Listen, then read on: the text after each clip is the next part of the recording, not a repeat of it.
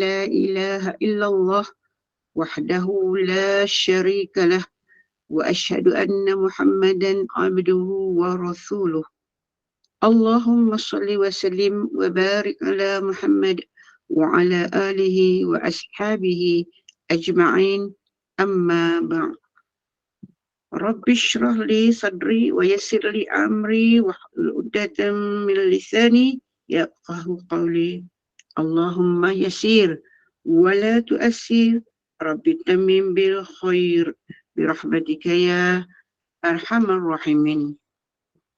Assalamualaikum warahmatullahi wabarakatuh.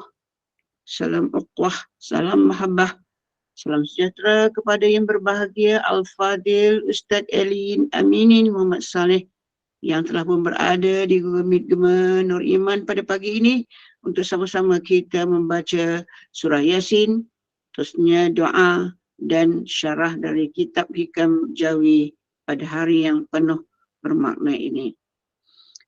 Yang berusaha Puan Hajjah Rosniati binti Mansur bersama dengan tim Gema Nur Iman yang telah pun menyediakan platform untuk kita berkuliah pada pagi ini. Yang dirahmati lagi dikasihi seluruh pencinta ilmu yang terus istiqamah mengimarahkan kuliah-kuliah yang dianjurkan oleh Gema Nur Iman pada setiap hari.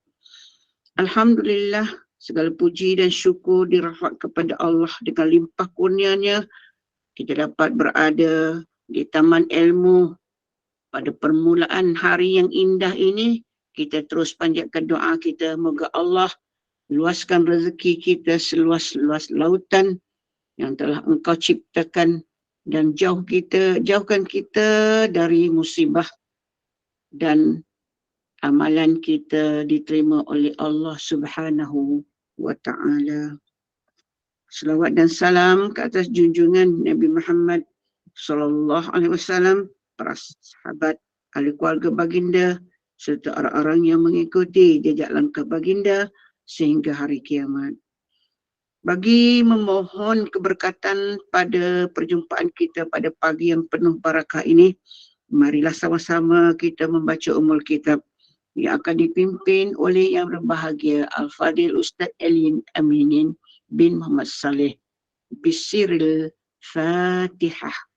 أعوذ بالله من الشيطان الرجيم بسم الله الرحمن الرحيم الحمد لله رب العالمين الرحمن الرحيم مالك يوم الدين إياك نعبد وإياك نستعين اهدنا الصراط المستقيم صراط الذين أنعمت عليهم غير المغضوب عليهم ولا الضالين آمين. Amin ya rabbal alamin. Mudah-mudahan perhimpunan kita pada pagi ini Allah limpahkan rahmat, keberkatan dan dipayungi oleh para malaikat sepanjang kita berada di taman ilmu pada pagi ini. Amin ya rabbal alamin. Ya Allah, ya Mujib, ya Wahhab, kita terus mohon kepada Allah Subhanahu wa ta'ala, mudah-mudahan Allah menganugerahkan penawarnya kepada mereka yang diuji dengan pelbagai penyakit. Mudah-mudahan Allah sembuhkan dengan rahmatnya. Hanya Allah yang maha menyembuhkannya. Kesembuhan yang tidak meninggalkan penyakit lain. Syafakallah syifaan ajilan untuk Hajiah Kartini binti Haji Abdul Rahman, Haji Rosli bin Haji Saleh, Muhammad Halif Qayyim bin Hishamuddin, Nurmala binti Abdullah, Azim Syukri bin Syukur, Sufyan Najiha binti Zahari, Anwar bin Basri, Nur Hidayah binti Yahya, Syafiqah Azlin Ismail, Faridah binti Rahman, Fatimah binti Abdul Karim, Salih Farhan bin Muhammad Jufri, Nurul Jannah binti Aziz, Juminah binti Masrum, Muhammad Yaakob bin Masrum, Satinah binti Sanib, Saimah binti Sanib, Muzailah Mustafa, Nur Aini Khalid, Nur Maslita Din, Haryati Zainuddin, Hasna Umar, Faizal Ikmar Azami, Sharifah Siti Nur binti Said Madzin, pejuang-pejuang talisemia, Jasmine bin Abu Hanifah, Muhammad Ali bin Muhammad Azmil, Sarina binti Sofiah, Salamiyah binti Hamadiyah, Jenny bin Jamari, Ainur Yusnita bin Muhammad Faik, Hajah Sulimah binti Haji Sukaimi, Hajah Sirang binti Tobari, Hajah Masita binti Arsyad, Haji Abdul Wahid bin Ramin, Indun bin Muhammad Arif, Jamiah binti Rahmat, Wani Najibah binti Ibrahim, Wan Nuriyah binti Wan Abdul Majid, Hajah Maitah binti Yit, Faizal Ikmal Azami, Nur Firashah Fafa bin Haji Muhammad Fauzi, Mustafa bin Muhammad Basir, Muhammad Mukmin Munshif bin Muhammad Syafiq, Muhammad Syaza Aqil Naufal bin Muhammad Syafiq, Nurul Huriyah, Zainal Abidin, Fatimah Ahmad, Nur Ain Abdullah, Muhammad Ali Al-Syafi'i bin Muhammad Azan, Hasanuddin bin Bakar, dan seluruh nama yang tersenarai itu 172 orang, dan juga pada para jemaah yang turut sama hadir pada pagi ini, sekiranya diuji dengan kesihatan yang kurang mengizinkan dan pelbagai masalah, mudah-mudahan asbab kita berada di halaqah ilmu, Allah permudahkan segalanya untuk kita. Amin ya rabbal alamin. Dan juga kita tak lupa merakamkan sanah helwah. Barakallah fi umrik. Selamat menyambut ulang tahun kelahiran kepada yang menyambutnya pada pagi ini. Mudah-mudahan beroleh keberkatan usia dan sentiasa rahmat redha Allah, dan segala impian tercapai dan dikelilingi oleh ahli keluarga dan sahabat bahagia dunia dan akhirat. Amin ya rabbal alamin. Majlis pagi ini kita teruskan dengan segala bangganya kita persilakan yang berbahagia Al-Fadil Ustaz Elin Aminin bin Muhammad Saleh untuk memimpin bacaan Yasin, doa dan seterusnya pengajian kitab kita iaitu syarah daripada kitab Hikam Jawi. Dengan segala sukacita dipersilakan. Terima kasih. Assalamualaikum warahmatullahi wabarakatuh. Bismillahirrahmanirrahim. Alhamdulillahilladzi hadana lihadza wa ma kunna linahtadiya laula an hadanallah, wa nusalli wa nusallimu ala habibina wa nabiyyina Muhammadin wa ala alihi wa ashabihi ajma'in. Subhanaka la ilma lana illa ma 'allamtana innaka antal alimul hakim.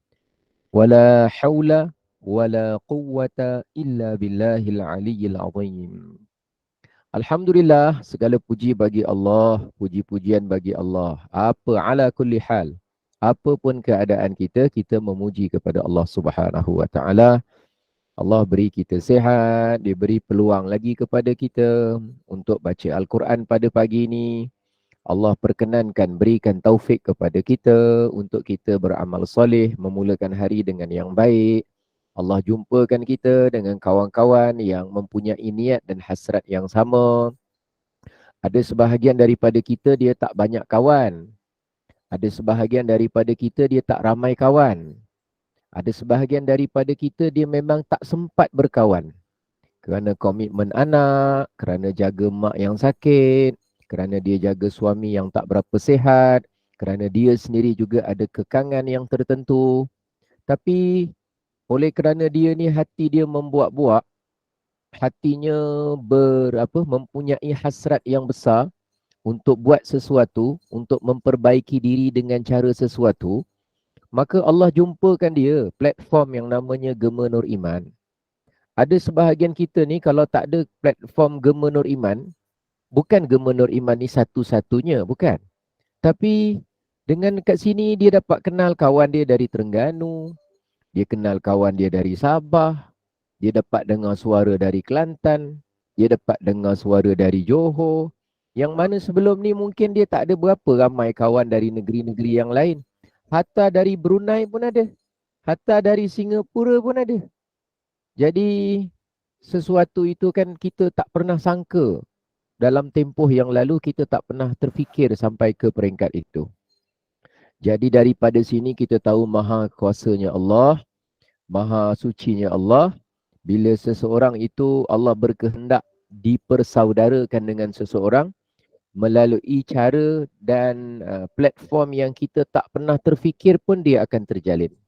Yang penting kita memulakan hari kita, diri kita dengan niat-niat yang baik. Allah perkenankan insya-Allah hasrat hati kita. Allah perkenankan insya-Allah. Mungkin cepat, mungkin lambat, mungkin digantikan yang lebih baik, mungkin Allah perkenankan tu dalam bentuk gantian yang jauh lebih bermakna pada hari akhirat. Kita tak tahu.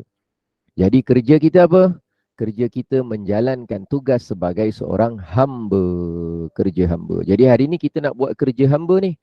Apakah Allah kabulkan doa atau tidak? Jawapannya kita yakin Allah kabulkan doa. Bentuknya kita tak tahu. Waktunya kita tak tahu.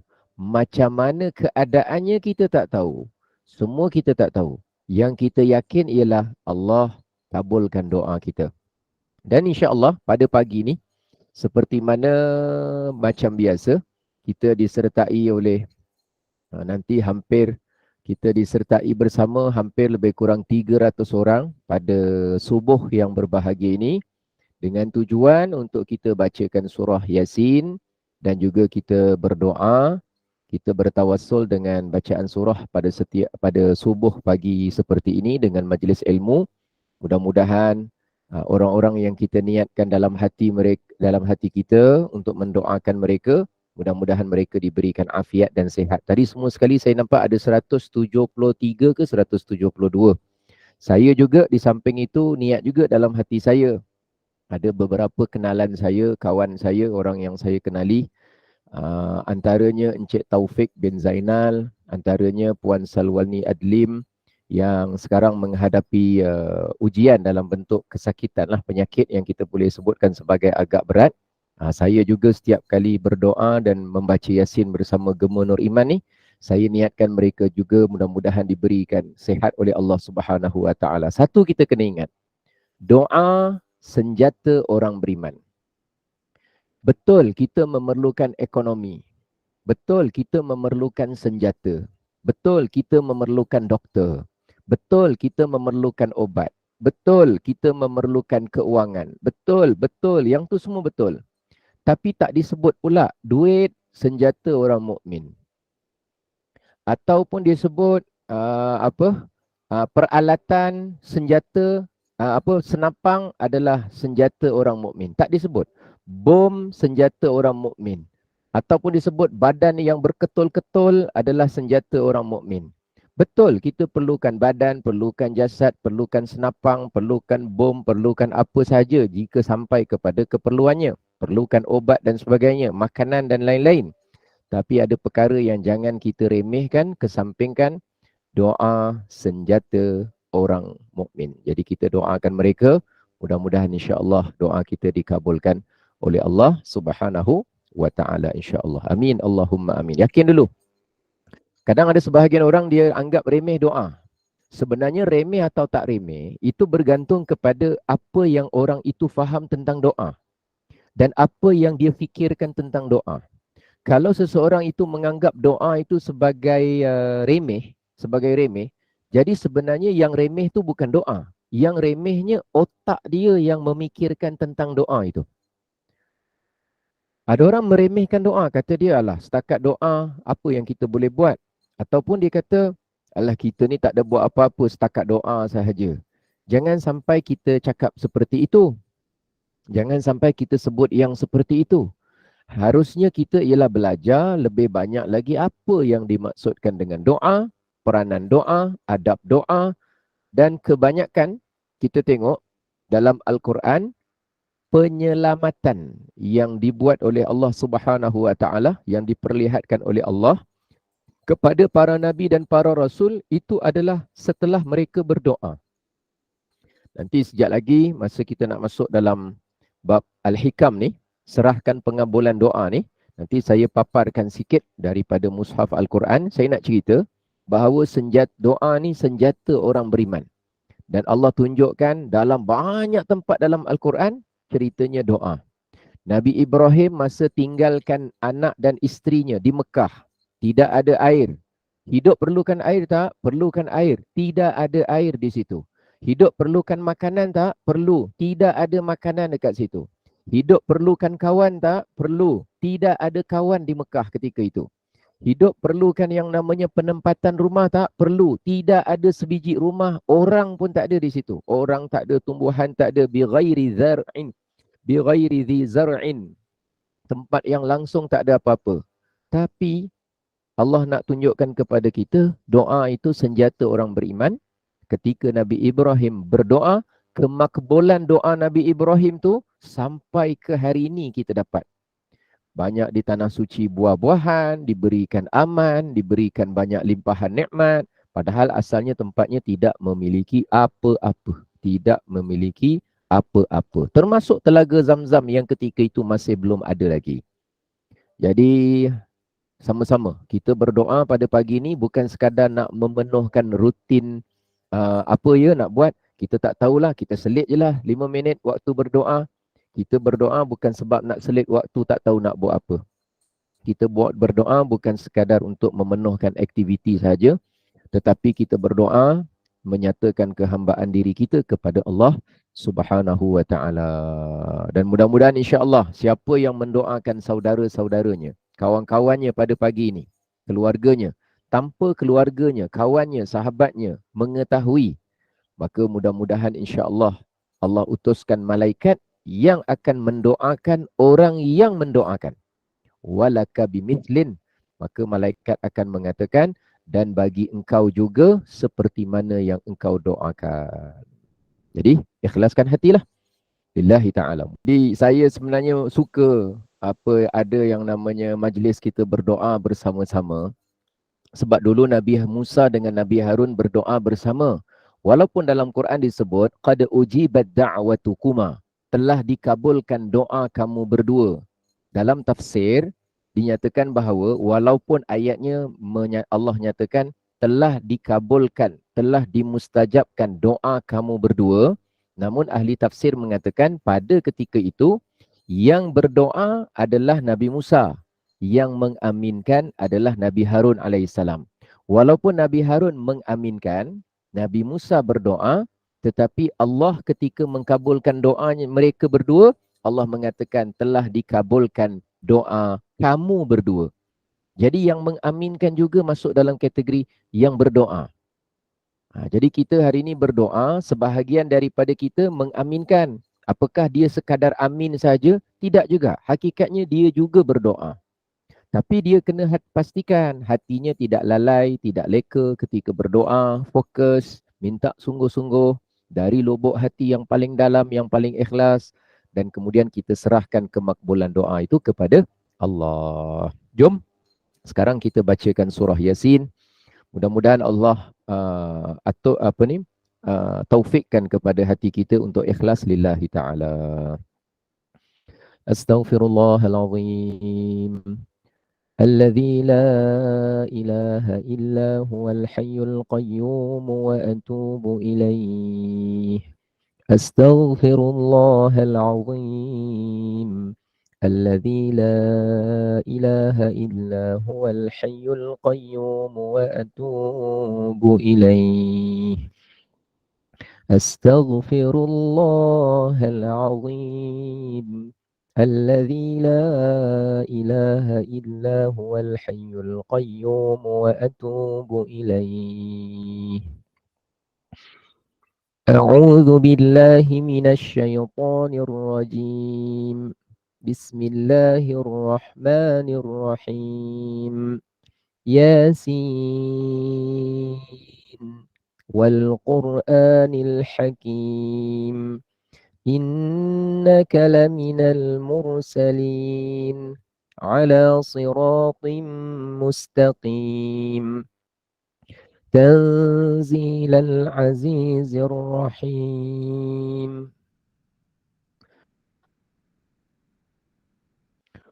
لتنذر قوما ما أنذر آباؤهم فهم غافلون لقد حق القول على أكثرهم فهم لا يؤمنون إنا جعلنا في أعناقهم أغلالا فهي إلى الأذقان فهم مقمحون وجعلنا من بين أيديهم سدا ومن خلفهم سدا فأغشيناهم فهم لا يبصرون وسواء عليهم أأنذرتهم أم لم تنذرهم لا يؤمنون إنما تنذر من اتبع الذكر وخشي الرحمن بالغيب فبشره بمغفرة وأجر كريم إنا نحن نحيي الموتى ونكتب ما قدموا وآثارهم وكل شيء أحصيناه في إمام مبين واضرب لهم مثلا أصحاب القرية إذ جاءها المرسلون إذ أرسلنا إليهم اثنين فكذبوهما فعززنا بثالث فقالوا إنا إليكم مرسلون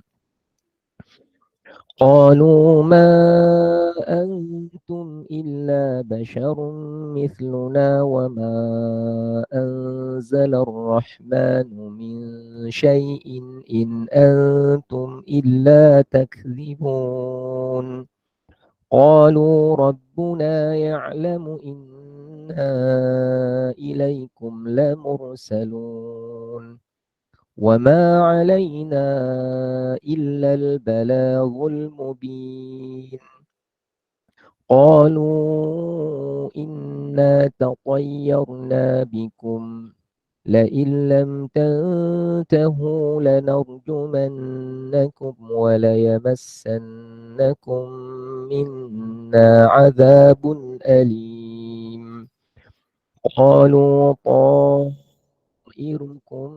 معكم أئن ذكرتم بل أنتم قوم مسرفون وجاء من أقصى المدينة رجل يسعى قال يا قوم اتبعوا المرسلين اتبعوا من لا يسألكم أجرا وهم مهتدون وما لي لا أعبد الذي فطرني وإليه ترجعون أأتخذ من دونه آلهة إن يردني الرحمن بضر لا تغن عني شفاعتهم شيئا ولا ينقذون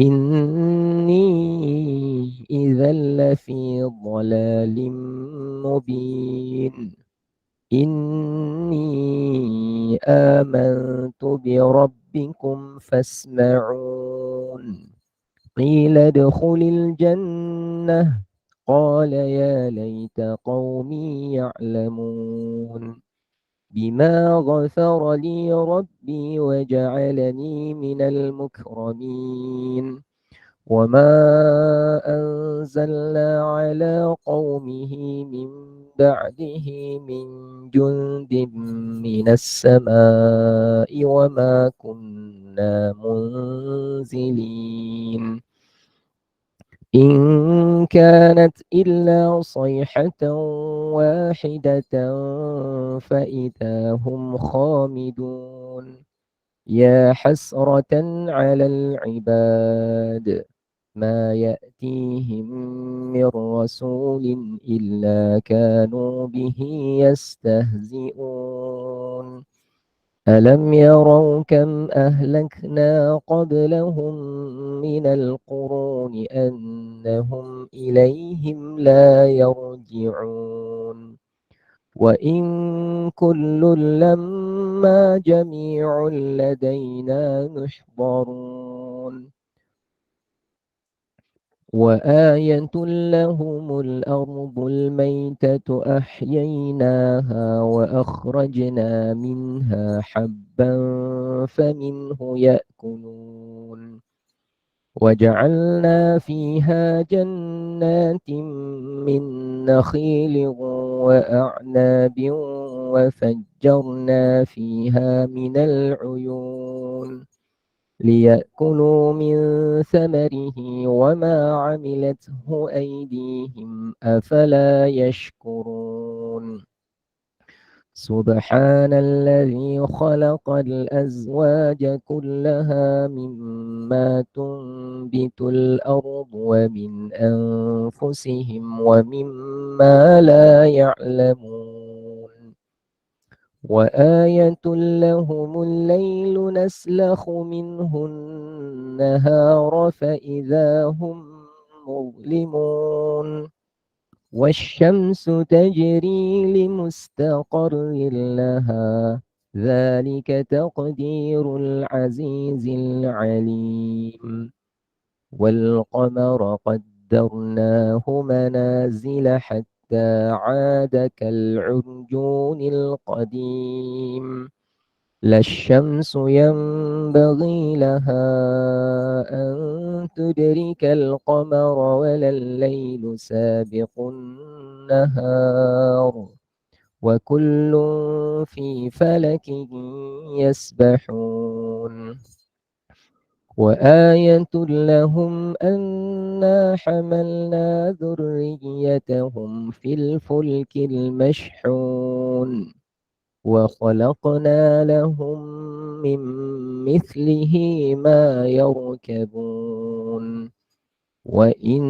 نشأ نغرقهم فلا صريخ لهم ولا هم ينقذون إلا رحمة منا ومتاعا إلى حين وإذا قيل لهم اتقوا ما بين أيديكم وما خلفكم لعلكم ترحمون وما تأتيهم من آية من آيات ربهم إلا كانوا عنها معرضين وإذا قيل لهم أنفقوا مما رزقكم الله قال الذين كفروا للذين آمنوا أنطعم من لو يشاء الله أطعمه إن أنتم إلا في ضلال مبين ويقولون متى هذا الوعد إن كنتم صادقين ما ينظرون إلا صيحة واحدة تأخذهم وهم يخصمون فلا يستطيعون توصية ولا إلى أهلهم يرجعون ونفخ في الصور فإذا هم من الأجداث إلى ربهم ينسلون قالوا يا ويلنا من بعثنا من مرقدنا هذا ما وعد الرحمن وصدق المرسلون إن كانت إلا صيحة واحدة فإذا هم جميع لدينا محضرون فاليوم لا تظلم نفس شيئا ولا تجزون إلا ما كنتم تعملون إن أصحاب الجنة اليوم في شغل فاكهون هم وأزواجهم في ظلال على الأرائك متكئون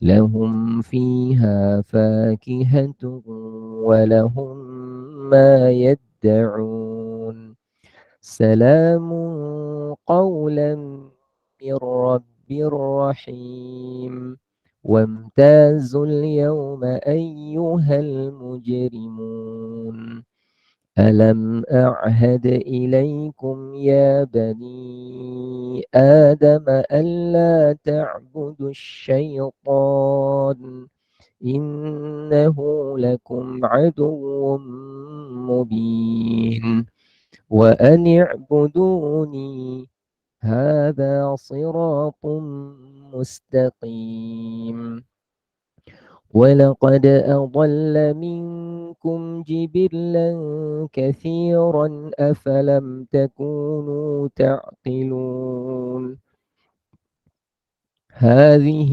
جهنم التي كنتم توعدون اصلوها اليوم بما كنتم تكفرون اليوم نختم على أفواههم وتكلمنا أيديهم وتشهد أرجلهم بما كانوا يكسبون ولو نشاء لطمسنا على أعينهم فاستبقوا الصراط فأنى يبصرون ولو نشاء لمسخناهم على مكانتهم فما استطاعوا مضيا ولا يرجعون ومن نعمره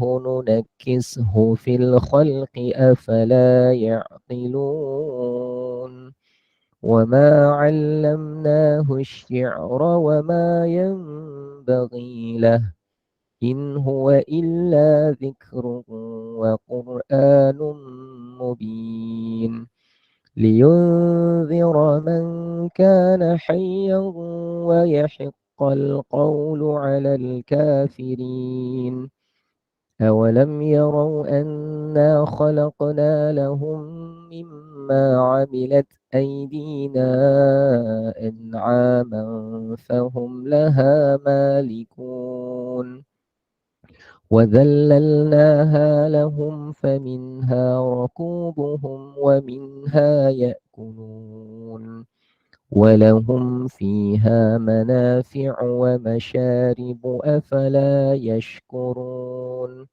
واتخذوا من دون الله آلهة لعلهم ينصرون لا يستطيعون نصرهم وهم لهم جند محضرون فلا يحزنك قولهم إنا نعلم ما يسرون وما يعلنون أولم ير الإنسان أنا خلقناه من نطفة فإذا هو خصيم مبين وضرب لنا مثلا ونسي خلقه قال من يحيي العظام وهي رميم قل يحييها الذي أنشأها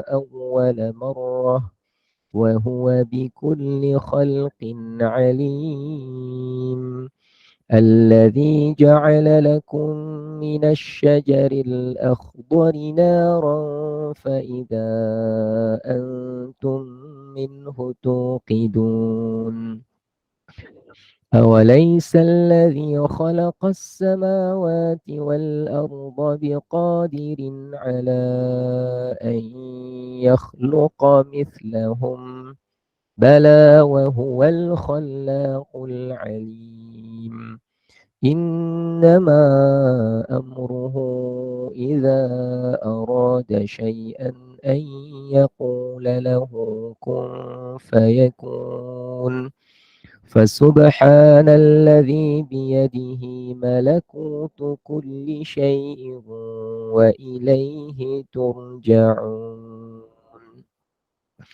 صدق الله العظيم أستغفر الله العظيم أستغفر الله العظيم أستغفر الله العظيم إن الله غفور رحيم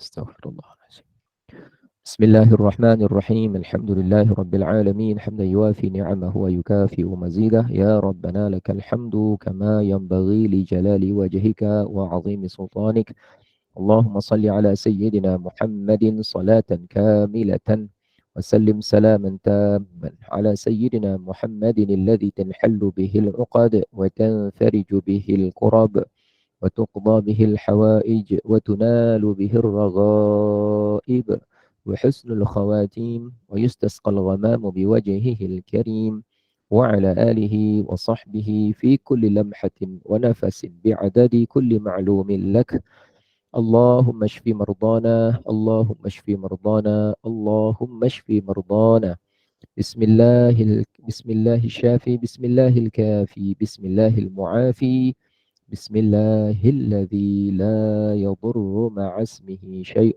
في الأرض ولا في السماء وهو السميع العليم اللهم عافنا وعافهم اللهم عافنا وعافهم اللهم عافنا وعافهم من كل بلاء الدنيا وعذاب الآخرة اللهم إنا نجعلك في نحور أعدائنا ونعوذ بك من شرورهم اللهم بدد شملهم اللهم فرق جمعهم اللهم شتت كلمتهم اللهم زلزل أقدامهم اللهم سلط عليهم كلبا من كلابك يا قهار يا منتقم يا جبار يا رب العالمين اللهم انصر الإسلام والمسلمين اللهم انصر المجاهدين في كل مكان وفي كل زمان اللهم انصر الإسلام والمسلمين خصوصا في بلاد فلسطين خصوصا في غزة يا الله يا رب العالمين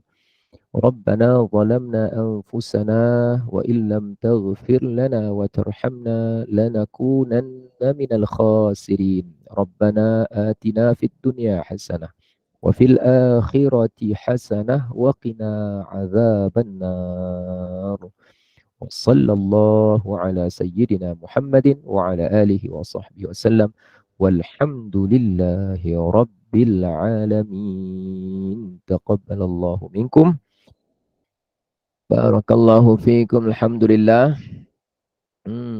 Tentang doa, hari ini kita nak cerita tentang doa. Kita di kitab Al-Hikam, muka surat 15. Muka surat 15. Samping itu saya nak share sedikit. Saya nak cerita ni sebab, bukan sebab apa. Ada sebahagian orang ketika dia bercakap, mungkin dia terlepas cakap ataupun dia tak berapa awas dengan percakapan dia. Jadi dia tersebutlah perkataan yang saya sebut tadi tu. Alah, kita ni setakat doa saja. Kita memang dalam keadaan yang serba lemah, tak dapat bantu hal yang lain. Tapi tak perlu kita meremehkan doa. Saya bukan cakap perkara lain tidak diperlukan. Saya bukan mengatakan kita dah buat sebagaimana yang semaksimum. Belum. Kita belum membantu secara maksimum. Itu kita tahu. Kita akui salah kita, lemah kita. Tapi yang jangan dilibatkan ialah tentang apa tadi? Tentang keutamaan, kekuatan, keistimewaan, kelebihan yang dinamakan doa. Ini dia. Muka surat berapa ni? Muka surat 329. Muka surat 329. Dalam bahasa Arab, istajaba maknanya memakbulkan, mustajab doa. Dan tajuk kita pun seiring dengan perkara yang sedang kita sentuh ni. Baik, Kita nak tengok 3 dulu. Yang tadi saya cerita tentang Nabi Ibrahim tu sebagai contoh sekali lalu. Ada contohnya yang lebih jelas dalam surah Ibrahim di juzuk yang ke-13. Cuma yang ni secara ringkas, hubung kaitnya dengan tajuk kita pada pagi ni ialah, pasti lihat di muka surat ni, siapa yang ada mushaf Al-Quran, kalau nak lihat boleh lihat. Ada di sini kalimah fastajabna lahu, maka kami mustajabkan bagi dia, kami makbulkan untuknya. Kami kat sini merujuk kepada Allah, makbul merujuk kepada doa, untuknya kepada buatnya, untuknya merujuk kepada orang yang berdoa. Baik, ini baris yang keempat, fastajabna lahu. Baris yang berikutnya pada ayat 88 ada kalimah fastajabna lahu, maka kami mustajabkan, kami makbulkan untuknya. Kami merujuk kepada Allah, untuknya, nya tu kembali kepada orang yang berdoa. Juga pada ayat yang fastajabna lahu, maka kami kabulkan, kami perkenankan untuknya. Nya kembali kepada yang berdoa. Kami yang memakbulkan ni merujuk kepada, kembali kepada Allah Subhanahu Wa Taala. Jadi dalam muka surat 329 ni ada 3 kali penegasan oleh Allah Subhanahu Wa Taala, dan sebenarnya hakikatnya bukan 3 saja, bukan 3 saja, tapi tidak terkira banyaknya kemakbulan itu. Tapi 3 ni sebagai contoh penting sebab dia berada dalam surah Al-Anbiya, dalam muka surat yang sama, menceritakan tentang contoh 3 orang yang berada dalam keadaan tidak ada yang kita anggap kalau ada dapat membantu kita. Orang mungkin fikir kalau ada duit bolehlah dapat rawatan. Kalau ada duit banyak bolehlah dah jumpa pakar. Sebab dia yang berfikir duit tu dia. Yang berfikir bahawa duit akan ada servis yang baik, akan sembuh tu dia. Dia yang fikir gitu. Tapi Ustaz, sekarang kan semua perlukan duit. Itu kan apa yang awak fikir? Yelah, tapi kan hari ni kita kalau pergi hospital kan kena bayar.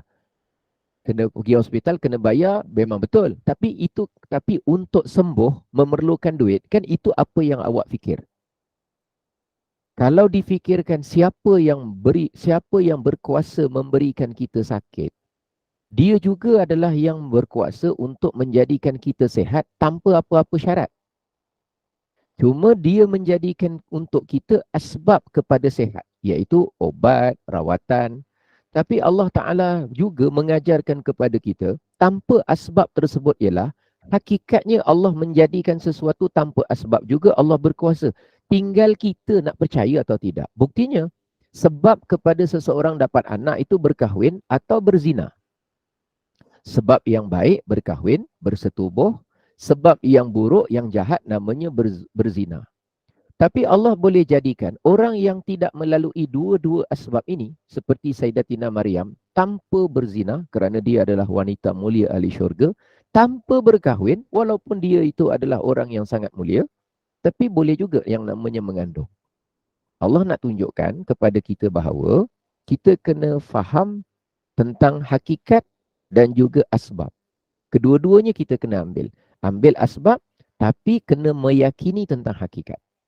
Kita boleh kata asbab kita sehat sebab dapat doktor yang bagus, pakar yang handal, hospital yang baik, keuangan yang cukup. Betul. Itu semua betul. Tak ada salah apa pun. Tapi untuk menyatakan bahawa itu semata-mata menafikan betapa kalau Allah kabulkan doa, terus tanpa sebab itu pun semua boleh berlaku, kalau kita tak berpegang begitu, kita yang dalam masalah. Okey, sekarang ni kita ambil 3 contoh sebelum kita pergi kepada Al-Hikam ni. Contoh yang disebut kat sini, yang pertama ialah Nabi Ayyub alaihi salam. Nabi Ayyub alaihi salam. Ketika Nabi Ayyub alaihi salam sakit ni, bukan kata tak ada obat. Isteri, anak, harta semua habis hilang. Siapa nak datang rawat? Siapa yang nak mantau pergi hospital? Siapa yang nak bagi dia perbelanjaan untuk mendapatkan rawatan? Jawapan dia tak ada. Tak ada. Tapi dia ni tak putus-putus berdoa. Rabbi, wahai Tuhanku, aku ditimpa dengan satu musibah mudarat yang begitu berat, tapi engkaulah yang maha pengasih. Engkau maha pengasih. Engkau yang paling maha pengasih. Engkau paling pengasih.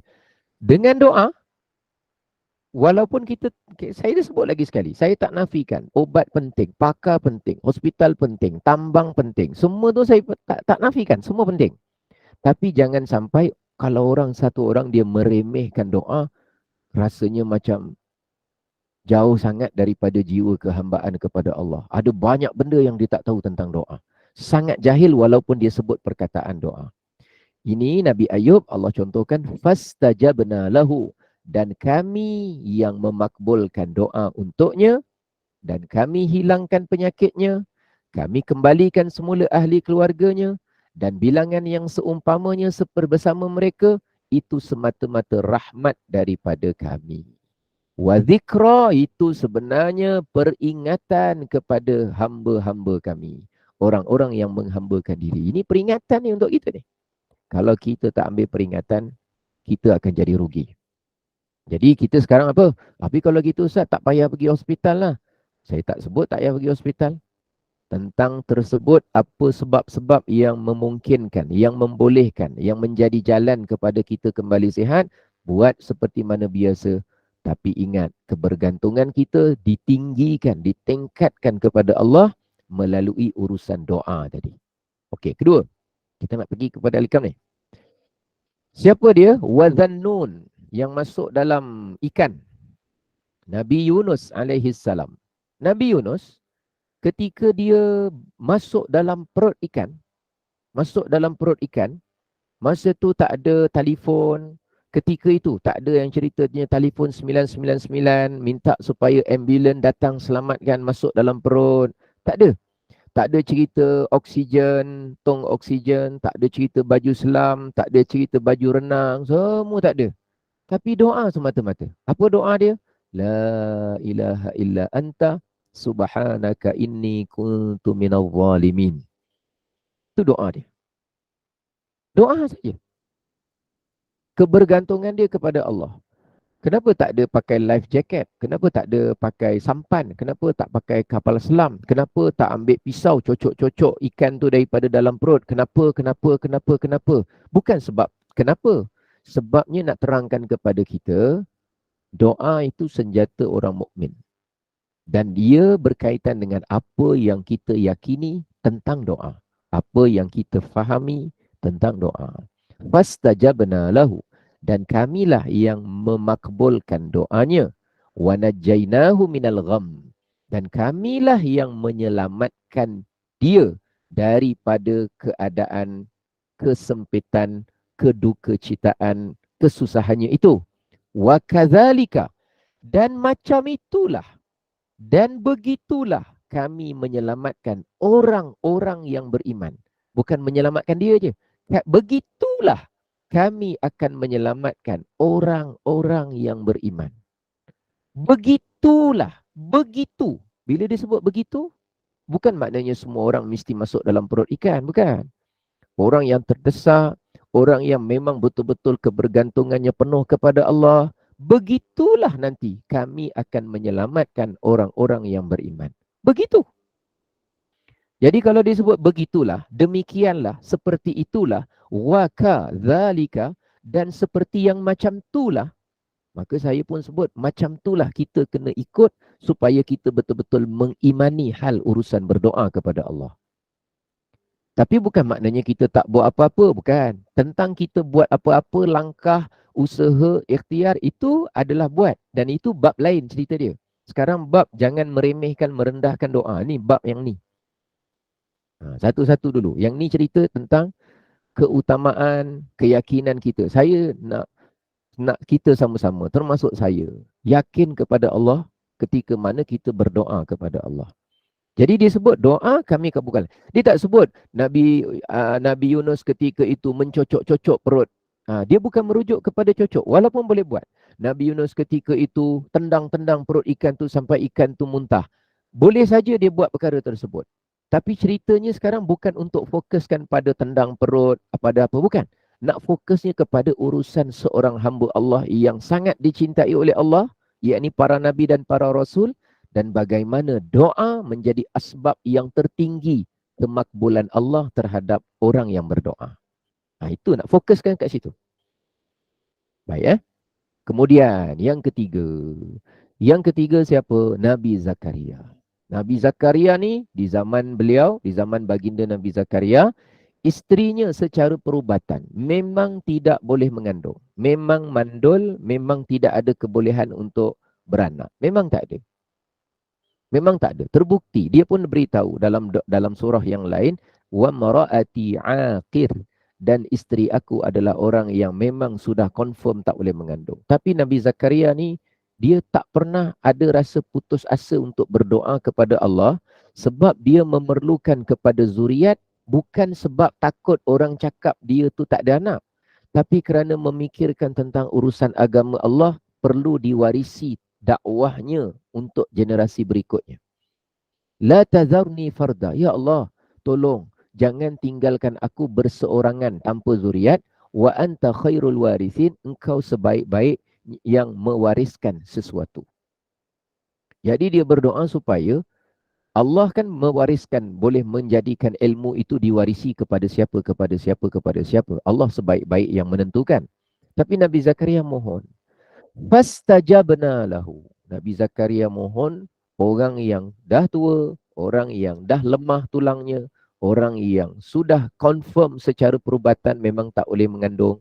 Allah nak beritahu, tanpa engkau makan obat apa pun, tanpa engkau makan apa awet muda pun, tanpa itu pun, fastajabna lahu. Maka kami kabulkan untuk doa Nabi Zakaria. Wa wahabna lahu Yahya, dan kami berikan kepada dia anak bernama Yahya. Wa aslahna lahu zaujah, dan kami yang memperelokkan, memperbaikkan kesihatan isteri pasangannya itu, Nabi Zakaria. Allah ubah saja keelokan dia, terus boleh mengandung. Sebab yang jadikan boleh mengandung pun Allah, yang menjadikan tak boleh mengandung pun hakikatnya Allah. Obat ke, hospital ke, tabung uji ke, itu semua asbab. Berapa ramai dulu orang yang tak boleh mengandung berubah boleh mengandung tanpa menggunakan apa-apa tabung uji pun. Maknanya memang jawapan dia hakikatnya Allah. Okey. Cuma jalan dia apa? Sebelum nak berdoa tu, jalan dia apa? Jalan penting. Antara jalan yang penting, tengok di bawah ni disebutkan, innahum kanu yusari'una fil khairat. Sesungguhnya mereka semua tadi yang diceritakan ini adalah orang-orang yang sentiasa bersegera untuk melakukan kebaikan. Kunci penting antaranya apa? Sentiasa bersegera melakukan kebaikan, dan mereka itu berdoa kepada kami dengan penuh rasa takut dan rasa harap. Rasa harap dan rasa takut. Wa kanu lana khashi'in, dan mereka itu kepada kami adalah orang-orang yang khusyuk. Sebab tu saya tadi sebut tadi, kita berdoa dari lubuk hati kita yang paling dalam. Penuh tumpuan, penuh khusyuk, penuh namanya permintaan, tadarruk kepada Allah.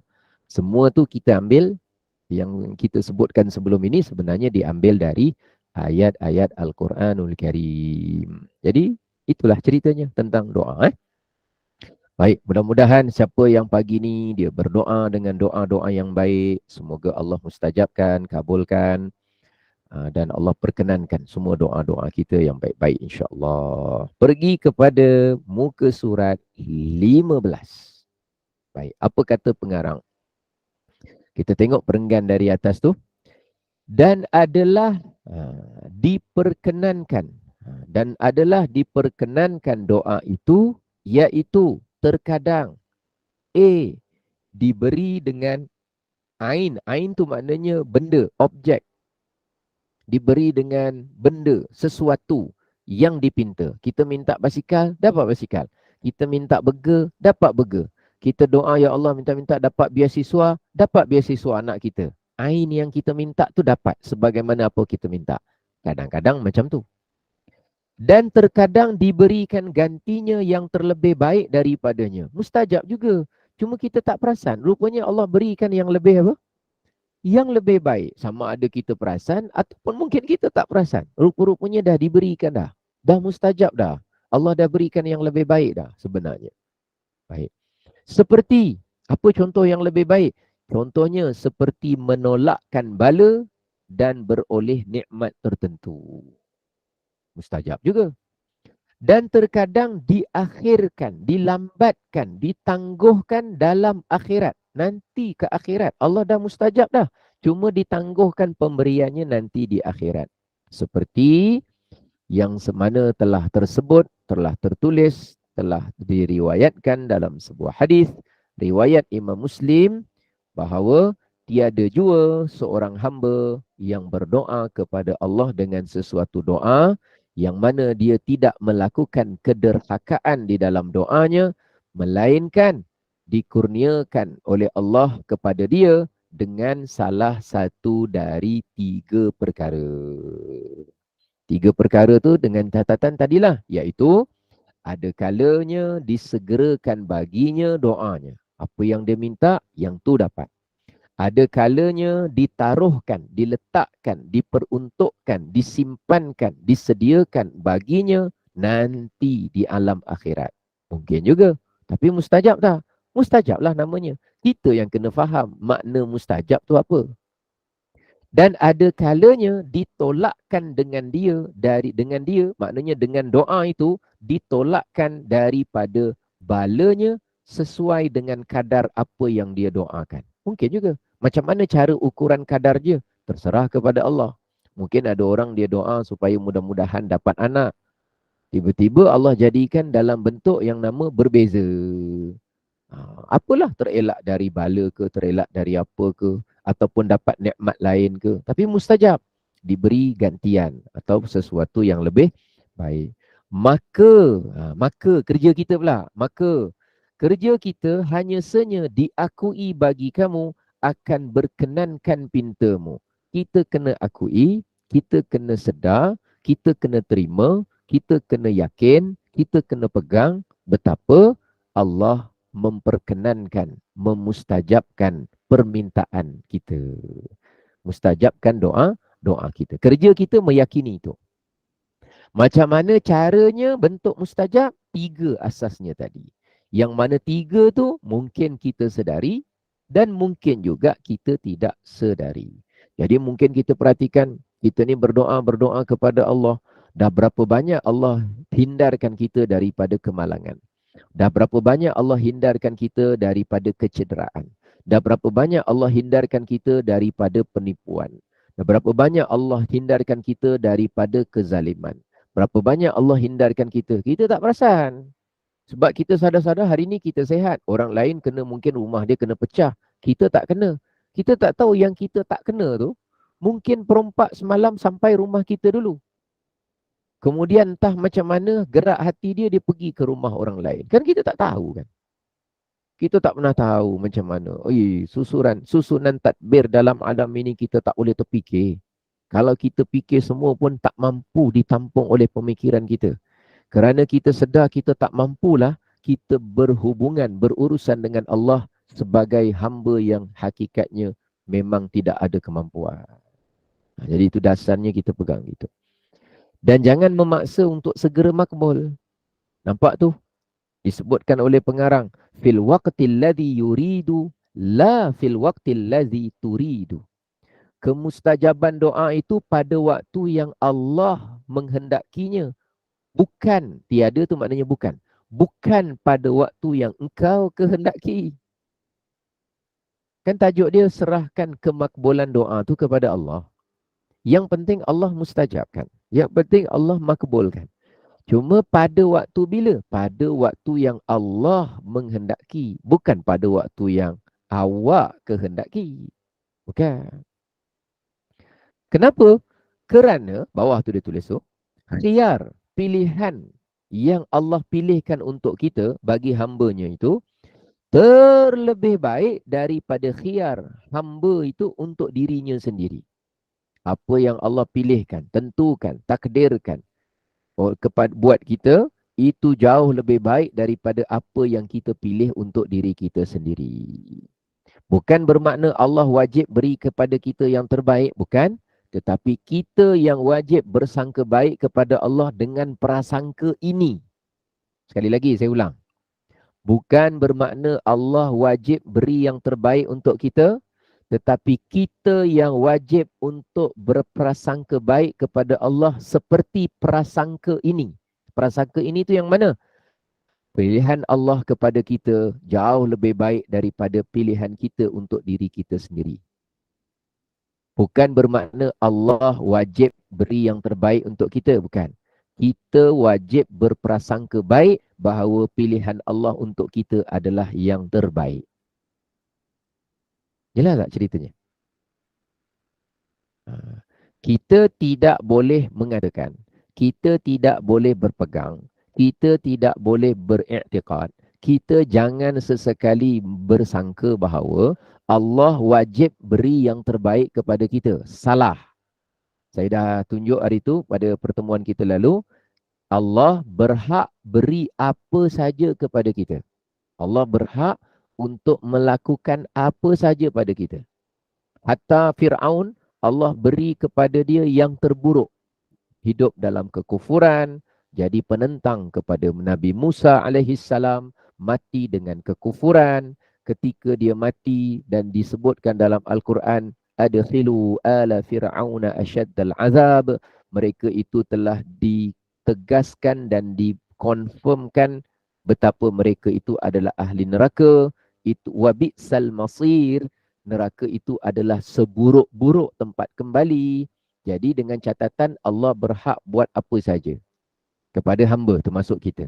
Namun kerja kita ialah mesti meletakkan prasangka baik bahawa khiyar Allah, pilihan yang ketentuan, ketetapan yang ditentukan oleh Allah bagi hambanya, bagi untuk saya adalah terlebih baik, jauh lebih baik daripada apa yang saya inginkan untuk diri saya. Maknanya apa? Ketika kita berdoa, mungkin saja mustajabnya doa kita itu bukan dengan ain, dengan benda yang kita minta kepada Allah, tapi mungkin diberi dalam bentuk kedua, iaitu dihindarkan daripada bala, kesusahan, musibah, atau diberikan dengan gantian nikmat-nikmat yang lain, ataupun mungkin kebarangkalian yang ketiga, dimustajabkan juga, tapi dalam bentuk disimpankan, ditakhirkan, dilambatkan, ditangguhkan, nanti pemberiannya nanti diberi pada alam akhirat nanti. Yang penting meyakini Allah mustajabkan doa dan mesti serahkan kemakbulan doa itu kepada Allah. Bukan mendesak mesti sekarang. Bukan mendesak kenapa tak makbul-makbul lagi. Bukan mendesak aku dah banyak kali doa dah, tapi belum ada apa-apa lagi perubahan. Itu nama dia kerja mendesak. Itu namanya kerja memaksa kepada Allah. Itu namanya kerja nak minta segera kepada Allah. Itu namanya ialah push. Perbuatan kita bercakap begitu, atau dalam hati kita lintas gitu, aku dah doa banyak kali dah. Aku dah doa dah bertahun-tahun dah. Sampai sekarang macam tak ada perubahan lagi. Itu namanya perangai mendesak. Itu nama dia sikap mendesak. Yang mana benda itu sebenarnya urusan kita kepada Allah sebenarnya memang tak boleh kita buat. Jangan dibuat. Kalau ada istighfar banyak-banyak, mohon ampun dosa kepada Allah.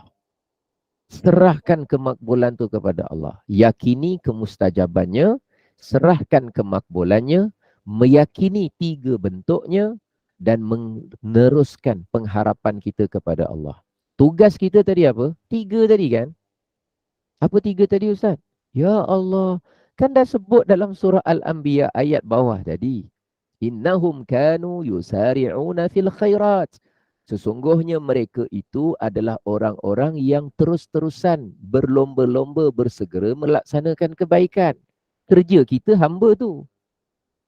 Yang kedua, wa yad'unana raghaban wa rahaba. Mereka itu terus-terusan berdoa kepada kami, yakni kepada Allah, dalam keadaan penuh rasa takut dan penuh mengharap. Itu kerja kita.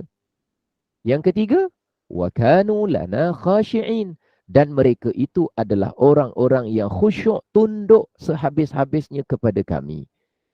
Itu Nabi tu. Kalau ikutkan betul-betul, siapa yang lebih makbul doanya di antara kita dengan para Nabi? Para Nabi. Tapi para Nabi tu tidak tanya, ya Allah, aku ni sakit dah lama. Kenapa begini ya Allah? Tak ada cerita kenapa begini. Jawapan dia, engkau maha pengasih. Yang lagi seorang, aku ni orang zalim ya Allah. Aku zalim. Tiada Tuhan selain engkau, aku zalim. Tiada Tuhan selain engkau, aku zalim. Masuk dalam perut ikan, aku zalim. Aku zalim. Aku yang zalim. Inni kuntu minadh zalimin. Sesungguhnya aku ini ya Allah termasuk di kalangan orang-orang yang zalim.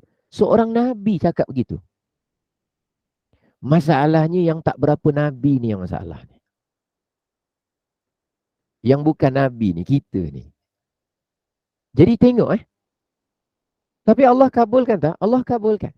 Kehambaan diri orang itu.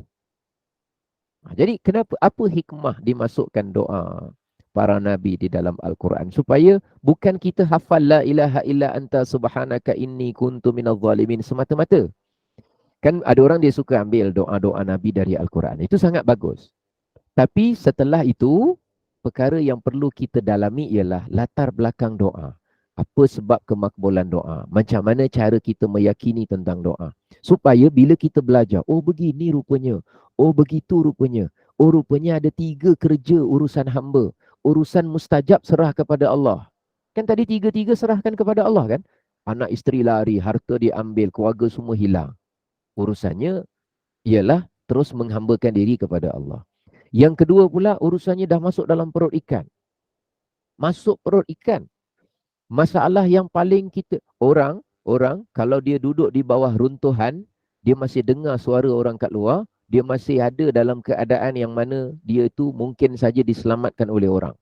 Tapi kalau masuk dalam perut ikan, otak kita lah kalau berfikir, siapa yang nak datang pergi ke ikan? Rasanya dalam ikan ni ada orang rasanya. Siapa yang akan fikir begitu? Kalau runtuhan orang boleh fikir, mungkin dekat dalam runtuhan ni ada orang. Kalau bawah tanah mungkin orang kata, oh mungkin dalam tragedi tanah runtuh ni ada orang.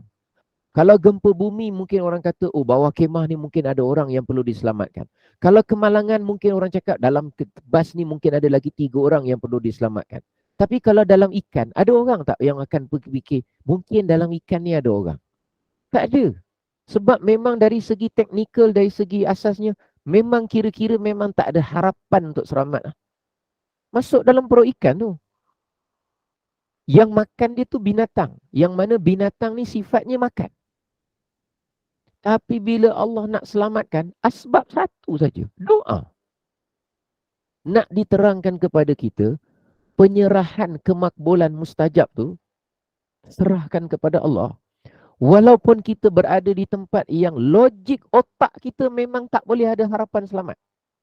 Dalam perut ikan. Jadi kita ni bukan semata-mata solat hajat, kita hafal ayat doa itu. Yang kita solat hajat itu sangat bagus. Yang kita hafal doa itu sangat bagus.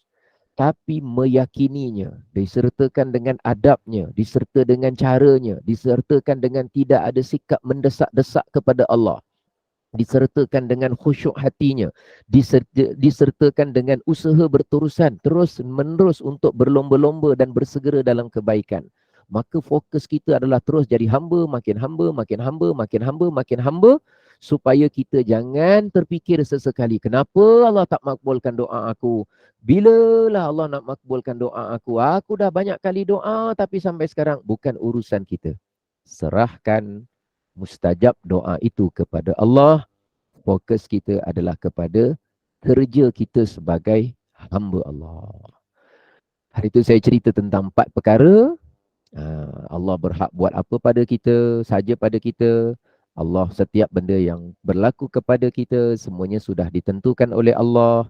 Pada masa yang sama kita, kerja kita taat pada urusan larangan dan juga tegahan. Dan pada masa yang sama juga urusan kita ialah menerima dengan redha apa saja ketentuan Allah. InsyaAllah nanti ke bawah ni ada apa bentuk-bentuk dan macam mana contoh-contoh yang lain tentang mustajab dan kemakbulan doa. untuk kita pasakkan betul-betul keyakinan kita dan kita nak perbaiki kualiti doa kita ketika mana kita berdoa kepada Allah Subhanahu wa taala. Jadi itulah yang dapat saya sampaikan. Mudah-mudahan manfaat, mudah-mudahan barakah, mudah-mudahan Allah berikan kemustajaban doa untuk doa-doa kita di pada pagi ini, yang mana ada urusan hospital, urusan seharian, semoga dipermudahkan oleh Allah Subhanahu wa taala dan belajar sedikit demi sedikit, tekuni tahap demi tahap, banyakkan bersabar kerana salah satu jalan perolehan ilmu ialah sabar dan juga tawaduk. Wallahu a'lamu bissawab. Assalamualaikum Ustaz. Waalaikumsalam. Ya. Minta maaf Ustaz, satu soalan. Adakah doa, bila kita berdoa, kita juga akan diuji dengan permintaan kita tu? Jawapannya ialah mungkin sahaja perkara tersebut boleh saja berlaku. Diuji dengan ditangguhkan macam mana perangai dan sikap kita. Diuji dengan tidak diberikan ain benda yang kita minta, tapi diberikan gantian lain. Macam mana konsistennya kita meyakini kemustajaban doa kita dan kita konsisten berterusan membuat dan juga kita letakkan berterusan prasangka baik kita kepada Allah Subhanahu wa taala. Wallahu a'lam. Terima kasih Ustaz. Sama-sama. Assalamualaikum Ustaz. Saya ada satu soalan macam ni. Macam kita kan nak berdoa mengikut macam mana Nabi Ayub berdoa, dia tak minta kesembuhan, dia kata aku sakit kan. Tapi lagi satu ada doa yang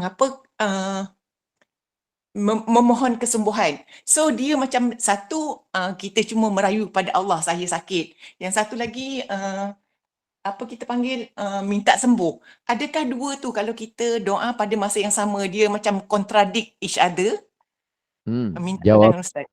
Baik, jawapannya tidak kontra pada lafaznya. Yang penting konsisten kepercayaan, keyakinan hati kita tentang kemustajaban dari Allah Subhanahu wa taala.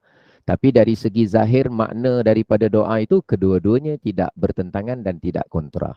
Hanya saja yang bentuk ini untuk fokus tentang penyerahan total kepada Allah. Yang ini permintaan dan rayuan sebagai seorang hamba. Seperti yang saya ceritakan sebelum-sebelum ini, episod sebelum ini, tentang kita meyakini Allah berhak buat apa saja. Nabi Ayub punya pendekatan, Allah berhak buat apa saja kepada saya. Allah berhak buat apa saja. Dia inginkan kesembuhan, menyatakan keadaan diri. Tapi Allah kabulkan, diberikan juga sembuh. Tapi ada orang, dia nak melaksanakan tugas dia. Tugas dia, hamba ialah meminta-minta kepada Allah. Nanti saya contohkan nanti pada pertemuan akan datang, ada sebahagian wali Allah banyak berdoa, ada sebahagian wali Allah yang hampir-hampir tak berdoa. Hampir-hampir dia tidak berdoa. Yang tidak berdoa, asbab dia sama dengan yang banyak berdoa. Zahirnya nampak macam kontra, tapi hakikat dengan jiwa kehambaan yang sama. Nanti kita akan tengok sebab kita bukan tengok pada zahir semata-mata, tapi pada tujuan, pada maksud, pada urusan hati kepada Allah. Kerana fokus perbicaraan pada urusan itu. Wallahu a'lam. Saya kembalikan semula kepada pengacara majlis, silakan. Assalamualaikum Ustaz. Boleh nak tanya satu lagi? Satu je. Boleh Ustaz? Saya tak pasti sebab ada Ustaz ada urusan, minta maaf dulu ya. Ustaz, next kuliah 8.30 ada, Ustaz boleh stay kot? Boleh? Ustaz ada hal ni kan. Okey, kalau next kuliah 8.30 kita bagi satu soalan lagi. Saya takut pukul 8. Soalan tak akhir ni Ustaz pun mungkin ada urusan lain tu. Ini macam ni kan, kalau kita baca doa-doa kan ada, kalau dalam tulisan tu wabarik wasalim. Betul. Tapi ada yang kata kalau baca ramai-ramai kena tukar wabarik wasalam. Tu mungkin daripada nahwu ke, sebab kita ni tak berapa faham bahasa Arab. Nak tanya itu je. Okey, terima kasih. Sama-sama, bagus soalan tu sebab kita nak perkemaskan bacaan kita dalam bahasa Arab tu kan. Tu bagus tu tujuan tu. Kalau dia wasallallahu ala sayyidina Muhammad, maka hujung dia wabaraka wasallam. Kalau wasallallahu ala. Tapi kalau Allahumma salli, li, lam sebiji baris bawah, salli, ya, maka dia punya gandengan dia wabarik wasallim. Letak baris bawah semua. Salli. Jangan salli ada ya, jangan. Salli wa barik wasallim. Tapi kalau wasalla, wasallallah. Salla maknanya lam ada yang macam ya gitu. Salla wa baraka wasallama ataupun wasallam. Satu tu dia seragamkan fi'il madhi, yang lain semua dia seragamkan fi'il amar. Memang ada kaitan dengan nahu, tapi dia bukan soal ramai atau soal seorang. Tapi soal dia tentang kita baca tu dalam siaqul dia punya keadaan ayat tu menggunakan semua fi'il madhi ataupun semua fi'il amar. Wallahu a'lam. Silakan. Terima kasih. Okey, kita tutup dulu Ustaz ya. Kau Ustaz boleh lagi ke bagi peluang lagi pada jemaah? Saya ada nak bagi. Oh, Ustaz ada hal. InsyaAllah. Baik. Ustaz pun ada urusan lain. Jadi para jemaah sabar ya untuk kuliah kita tanya soalan pada pertemuan akan datang insyaAllah. Jadi Alhamdulillah dengan berakhirkan syarah hikam kitab Hikam Jawi tadi, kita berakhir kuliah subuh kita pada pagi ini. Alhamdulillah, amin, Allahumma amin. Jazakallah khairan kasiran kepada yang berbahagia Al-Fadil Ustaz Elin Aminin Muhammad Saleh. Mudah-mudahan doa kita dimakbulkan oleh Allah sebab kita baca kalamullah, berdoa bersama-sama tadi kepada yang diuji. Mudah-mudahan Allah berikan syifa yang sempurna, dipermudahkan segala urusan. Terima kasih juga atas perkongsian ilmu tentang kitab yang kita belajar pada setiap hari Isnin dan hari Rabu di kuliah subuh. Jadi masa memang terhad. Jadi walau bagaimanapun Alhamdulillah kita bersahabat bersama dengan Al-Fadil Ustaz. Tajuk hari ini masih kita di muka surat 19. Jangan meremehkan doa. Jadi Allah berhak beri apa saja kepada kita dan kita mesti ada prasangka baik terhadap Allah. Yakin serta bertawakal sepenuhnya kepada Allah Subhanahu Wa Taala, redha kepada apa yang telah Allah tetapkan kepada kita, dan ketetapan Allah Subhanahu Wa Taala itu adalah lebih baik dari ketetapan kita sendiri. Jadi insya-Allah apa yang disampaikan bermanfaat, barakah kepada kita, dan jangan lupa teruskan bersama Al-Fadil Ustaz untuk lanjutan daripada kitab Hikam Jawi ini pada hari Rabu. Jadi Isnin dan Rabu jangan lepaskan peluang bersama untuk kuliah kita bersama dengan Al-Fadil Ustaz insya-Allah. Jadi terima kasih kepada Gemma Nur Iman, pada semua AJK dan kepada semua jemaah yang setia, yang istiqamah untuk terus bersama dengan kuliah-kuliah kita, dan pihak Gemma Nur Iman sentiasa merakamkan jutaan terima kasih kepada para penginfak yang pemurah hati, yang dermawan menghulurkan infak kepada Gemma Nur Iman.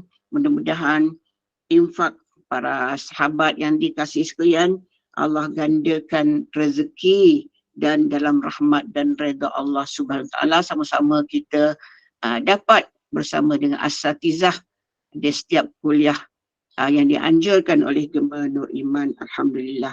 Kuliah kita seterusnya pada pukul 8.30 pagi bersama dengan Al-Fadil Ustaz Muhammad Hafiz bin Muhammad Ibrahim, iaitu dengan kuliah duha 100 sunnah Rasulullah.